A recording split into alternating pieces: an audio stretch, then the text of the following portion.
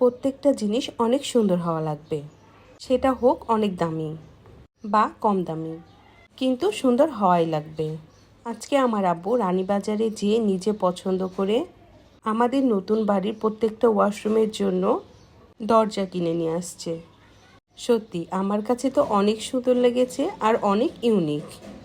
আমার আব্বুর পছন্দ বরাবরই অনেক সুন্দর। আমার আব্বুর কম দামি কোনো জিনিসের উপরে চোখ যায় না। দোকানের সবচেয়ে সেরা জিনিসগুলোই আমার আব্বুর সবসময় পছন্দ। আপনারা শুনলে কিন্তু একেবারে অবাক হয়ে যাবেন যে এক একটা দরজার দাম কত। যাই হোক, টাকাটা ব্যাপার না, আমাদের বাড়ির সমস্ত কাজ হতে হবে অনেক সুন্দর, কারণ এই ফ্ল্যাটে আমরা নিজেরাই থাকব। শুধু আমাদের ফ্ল্যাটের জন্য যে দামি দরজা নিয়েছে তা কিন্তু নয়, আমরা যে বাকি ফ্ল্যাটগুলো ভাড়া দিব সেই দরজাগুলোও কিন্তু আব্বু অনেক সুন্দর নিয়েছে। দেখতেই তো পাচ্ছেন এই দরজাগুলোও কিন্তু অনেক সুন্দর।